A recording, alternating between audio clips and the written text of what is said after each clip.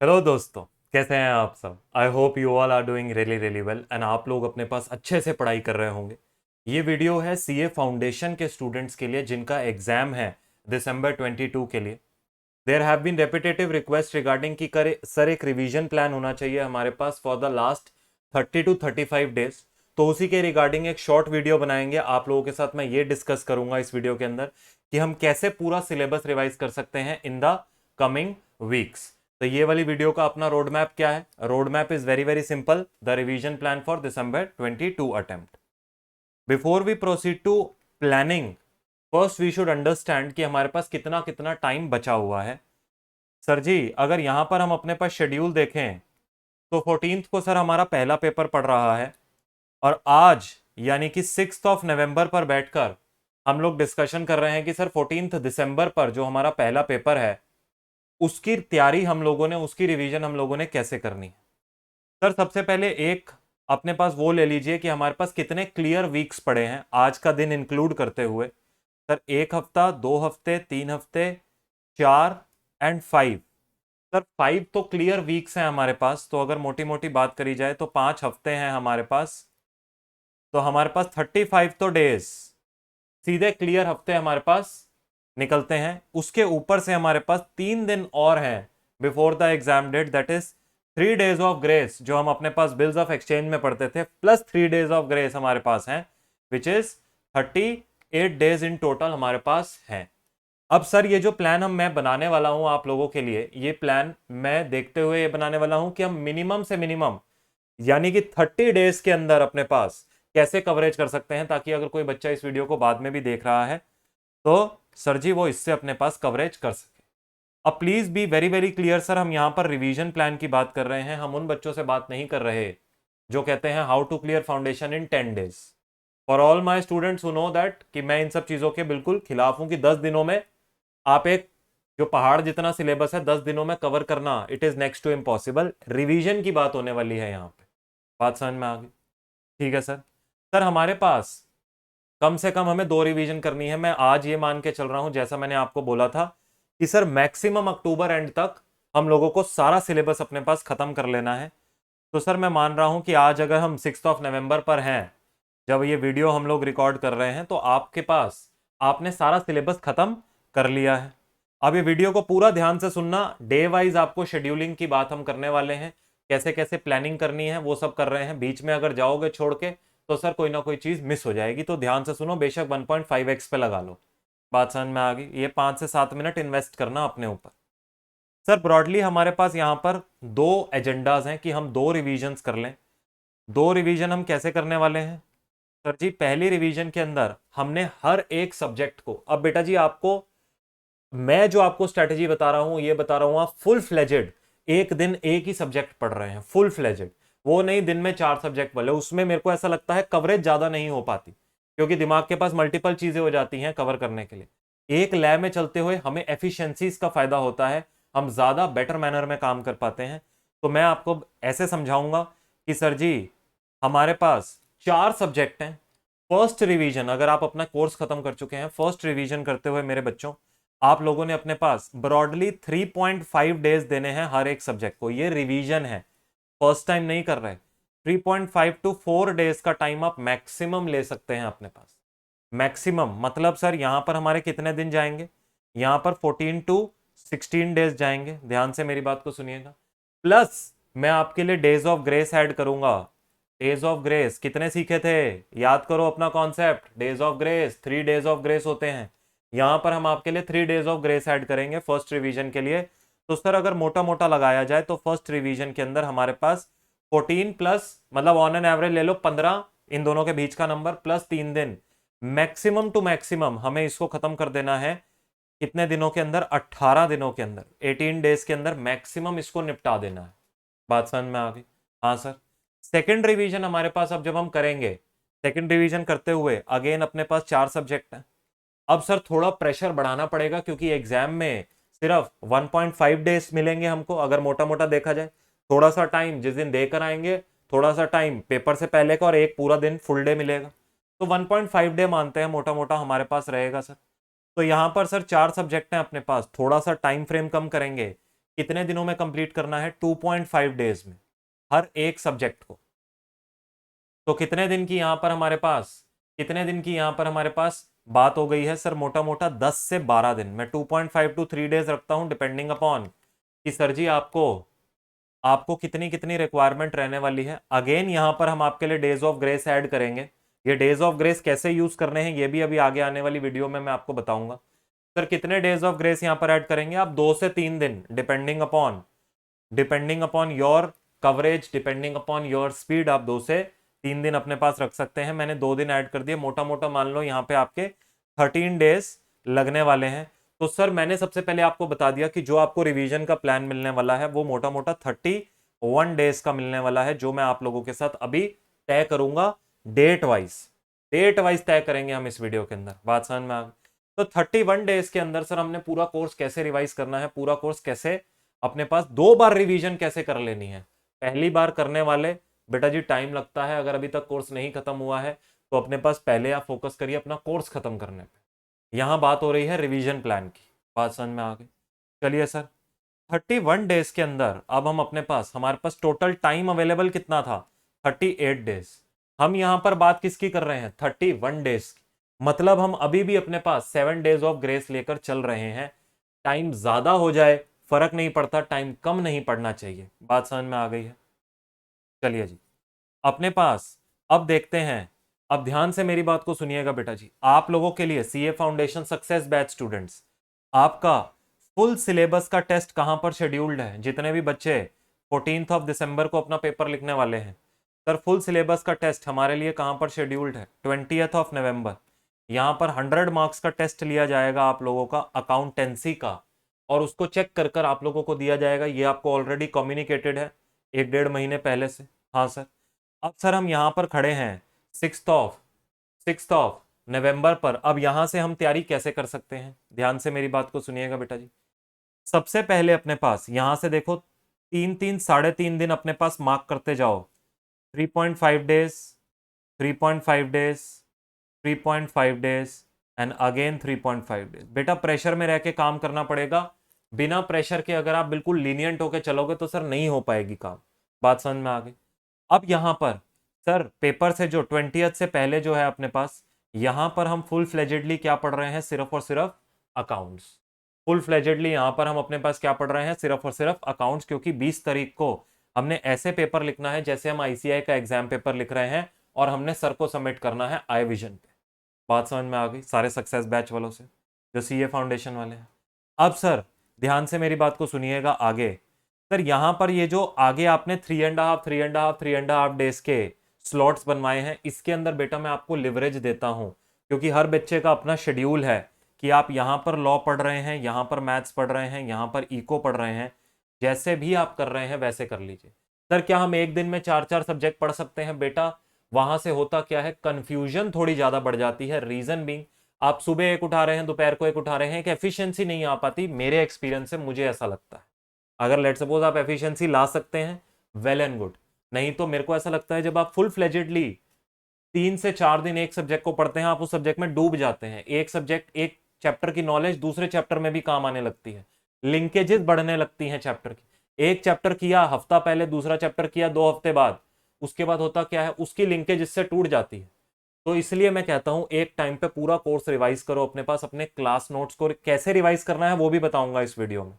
बने रहना अपने पास पूरा का पूरा। सर जी यहां पर हमारी रिवीजन हो गई, 20 तारीख को हमारा पेपर हो गया। अब इसके बाद मैंने क्या बोला था सर? यहां पर कितने दिन हमारे खत्म हो गए? 14 डेज खत्म हो गए। 3 days of grace, 3 to 4 days of grace आप अपने पास ऐड कर सकते हो। मैंने यहाँ पर 3 डेज ऑफ ग्रेस आपके लिए ऐड किया। सर यहाँ पर अब हमने क्या क्या कवर करना है? ध्यान से मेरी बात को सुनिएगा। यहां पर आप वो कवर करेंगे जो आप नहीं पढ़ पाए जब आपने यहां पर 3.5 दिन दिए। जो टॉपिक छूट गए, जो रिवाइज नहीं हो पाए, वो यहां पर कवरेज होगी। Topics that you couldn't revise, that you couldn't revise, मेरे बच्चों आप वो यहां पर अपने पास रिवाइज करेंगे।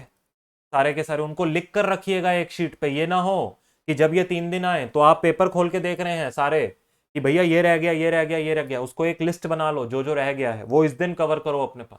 उनको छोड़ नहीं देना है। बात समझ में आ गई है? ये 3 डेज ऑफ ग्रेस में आपने कवर करने हैं। सर अब बात आ जाएगी नेक्स्ट रिवीजन की, बात आ जाएगी नेक्स्ट रिवीजन की। सर 24th को चाहे तो हाफ डे का लीव आप ले सकते हैं, अगर आपके पास एनर्जी लो हो रही है 24th को हाफ डे का आप हाफ डे लीव यहां पर ले सकते हैं, लेकिन उससे ज्यादा नहीं। हाफ डे लीव ले सकते हैं, एग्जाम से पहले कोई लीनियंसी नहीं है, एग्जाम तक काम करो। यहां पर 20 को खत्म हो गया, उसके बाद छुट्टियां ही छुट्टियां हैं, फिर मजे ही करने हैं तुमने जब तक तुम्हारा रिजल्ट नहीं आ जाता। बात समझ में आ गई? सर जी हाफ डे लीव लेने के बाद अब यहां से हम चालू कर देंगे फिर से अपनी पढ़ाई। और यहां से अब हमने क्या बोला था, 2.5 days to 3 days to every subject. Sir यहां पे कितने दिन लगने वाले हैं, 10 से 12 दिन। तो यहां पर अगेन हम स्लॉट बनाएंगे ढाई ढाई दिनों का, अगेन हम स्लॉट बनाएंगे ढाई ढाई दिनों के। सर हम मोटा मोटा अपने पास आते आते 1 2 3 और 4 5 से 6 तारीख तक ढाई ढाई दिनों के स्लॉट बनाते हुए 5 से 6 तारीख तक आप अपने पास अपनी सेकंड रिवीजन को भी खत्म करेंगे। बात समझ में आ गई? इसके अंदर भी कैसे है कि ढाई दिनों में आप एक सब्जेक्ट पढ़ रहे हैं, ढाई दिन पूरा एक सब्जेक्ट आप पढ़ रहे हैं, खत्म करने की कोशिश करिए। जितना आप पहले कर पाए थे प्लस आपने जितना यहां पर रिवाइज किया है सबको कोशिश करिए ढाई दिन में 2.5 दिनों में खत्म करने की। तभी तो बेटा एग्जाम में जब 1.5 डे मिलेगा तो आप कंप्लीट कर पाओगे। बात मानते हो कि नहीं? जब आज प्रेशर में काम करोगे तभी तो एग्जाम से पहले काम करोगे। आज लीनियंट हो, एग्जाम से पहले कहां से अपने आप प्रेशर आ जाएगा? वो तो फिर ऐसा होगा प्रेशर की जो आप झेल ही नहीं पाओगे कि सर अब हमें आदत ही नहीं है 1.5 डे में कंप्लीट करने की। तो यहीं पर आदत बनाओ जब टाइम है अपने पास।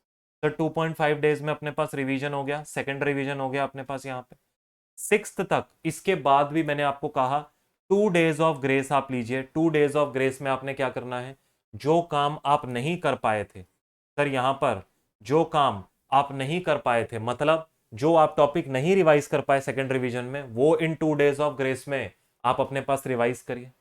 अब इसके बाद देखिए, अब इसके बाद देखिए सर यहां पर स्टिल अगर हम आज से ही काम करना शुरू करें ना, 9th 10th 11th 12th 13 पूरा खाली है अपने लिए, पूरा खाली है अपने लिए। अब यहां पर इस टाइम को क्या वेस्ट कर दें? बिल्कुल भी नहीं।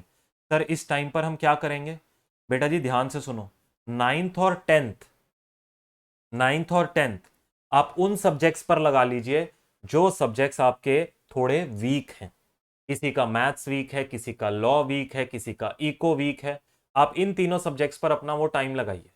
तो जो भी आपको लगता है कमजोर हैं सब्जेक्ट्स, वीक हैं, you have to put in more hard work.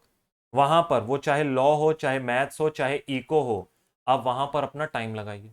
उसके बाद सर 11 12 13 यहां पर सोनली अकाउंट्स पढ़ना है, so only accounts. You have to study what, only and only accounts. Questions लगा लगा कर देखो, रिवीजन करो कॉन्सेप्ट्स की। क्यों? क्योंकि बेटा पहले पेपर का एक बड़ा इंपैक्ट आता है। पहला पेपर अगर बहुत तगड़ा गया तो आपको एक मोटिवेशन आ जाता है कि भैया 100 मार्क्स का अटेम्प्ट करके आया हूं, पेपर बहुत बढ़िया गया है, एक मोटिवेशन बढ़ जाता है। तो पहले 3 दिन अपने पास टोटल उस पर लगाओ कि सर 100% अकाउंट्स हम लोगों ने अपने पास पढ़ना है। बात समझ में आ गई? तो 100% अकाउंटेंसी की तैयारी करनी है पेपर से 3 दिन पहले। यहां पर बाकी कमजोर सब्जेक्ट चाहो तो उसमें लॉ ले लो कि सर अगला पेपर है तो अगले पेपर की भी तैयारी यहां पर रिवीजन चल रही है। 4 ही तो पेपर हैं तुम्हारे, और क्या है? अब सुनो इधर, अब सुनो इधर, घबराना नहीं है, 4 ही पेपर हैं, ऐसे ही सोचो कि सर सिर्फ 4 पेपर हैं। अब बेटा जी यहां पर आप लोगों की एक मैं आप लोगों को एक चीज क्लियर कर देता हूं इस रिवीजन प्लान के अंदर, ये आपका रिवीजन प्लान रहेगा। सर हाउ टू रिवाइज, अब ये वाला जो टाइम है, ये आपने जो टाइम फ्रेम दे दिया है हमको 3.5 दिनों का फर्स्ट रिवीजन के लिए एंड दूसरी रिवीजन में 2.5 डेज का, इसको यूज कैसे करना है? सर इसमें आप बिना प्लानिंग के नहीं घुस सकते। मैंने आपको क्लासेस में कितनी बार सिखाया है, planning is the most important tool. तो ये 3.5 डेज को आपको कैसे यूज करना है, आपको अपने पास आज ही बैठकर ये लिखना है। जब मैं ये 3.5 डेज यूज कर रहा हूं तो फर्स्ट डे मैं क्या करूंगा, अकाउंट्स की फर्स्ट रिवीजन में, this is the first revision का schedule. First, second, third and fourth day पर which is the half day, मैं अपने पास कौन कौन से टॉपिक्स कवर करने वाला हूं, टॉपिक्स के नाम होने चाहिए। जैसे यहां अकाउंटिंग प्रोसेस, अब ये आप अपने हिसाब से डिसाइड करेंगे कि आप कौन सा टॉपिक किस दिन कवर करने वाले हैं, कितनी लेंथ है, आपको कितना डिफिकल्ट लगता है, कितना आपको टाइम लगेगा उसके अंदर। अकाउंटिंग प्रोसेस करने वाले हैं, फाइनल अकाउंट्स फर्स्ट डे करने वाले हैं, उसके बाद आप पार्टनरशिप करने वाले हैं, उसके बाद कंसाइनमेंट साथ में करेंगे, उसके बाद एनपीओ करेंगे इसी दिन, फिर स्पेशल ट्रांजेक्शन्स करेंगे, फिर लास्ट डे अपने पास थ्योरी करेंगे। यहाँ पर BRS, इन्वेंट्री और डेप्थ भी करेंगे क्योंकि ये सारे छोटे छोटे। तो ये आपको अपने पास खुद आइडेंटिफाई करना है कि आपने उसको कैसे फ्रेमिंग करनी है। बात समझ में आ गई। थ्योरी में आपको यही बोलूंगा, लास्ट में पिकअप कीजिएगा, पहले सारा प्रैक्टिकल कर लीजिए ताकि फ्रेश फ्रेश दिमाग में रहे before your exam. Eye vision का एग्जाम ही क्यों ना हो या ICI का एग्जाम क्यों ना हो, बिफोर योर एग्जाम आपकी थ्योरी आपके दिमाग में बिल्कुल फ्रेश रहेगी। बात समझ में आ गई है। इसी तरह लॉ, इको और मैथ्स के लिए भी मेरे बच्चों आप लोगों को इसी तरह अपना डे वाइज शेड्यूल बनाना है कि फर्स्ट डे में क्या करूंगा, सेकंड डे में क्या करूंगा, थर्ड डे में क्या करूंगा। ये हो गया आपके फर्स्ट रिवीजन का शेड्यूल। सेकंड रिवीजन के लिए अगेन सेम काम आपने करना है। अकाउंट्स के लिए जब करूंगा तो 1, 2 एंड जो आखिरी का थर्ड डे जो होगा उसके हाफ डे में क्या क्या कवर करना है, बाकी सब्जेक्ट्स के लिए भी सेम। अब ये तो बात हो गई सर प्री एग्जाम वाली। अब ये तो बात हो गई प्री एग्जाम वाली। ड्यूरिंग द एग्जाम भी आपकी थर्ड रिवीजन चलेगी। अब सर अगर किसी बच्चे ने ये 3 रिवीजन्स निपटा ली, मैं 100% कह रहा हूं, अगर अगर आप लोग ईमानदारी से पढ़ रहे हो, प्रेजेंटेशन के साथ काम कर रहे हो, सर कोई नहीं रोक सकता पास होने से। बात समझ में आ गई है। ड्यूरिंग द एग्जाम अब सर यहां पर जरा थोड़ा फोकस करेंगे सारे के सारे बच्चे। अब यहां पर सर 14th को हम पेपर दे के आएंगे, 14th को हम पेपर दे के आएंगे, अगला पेपर होगा 16th को। सर 5 बजे तक पेपर ओवर होगा तो हमारे पास 6 बजे तक हम घर पहुंचेंगे। 6 बजे से लेकर मेरे बच्चों आप थोड़ी देर आराम करिए, 7 बजे तक अपने दिमाग को थोड़ा आराम दीजिए। 7 से लेकर 11 बजे तक रात को आप पढ़ाई करेंगे।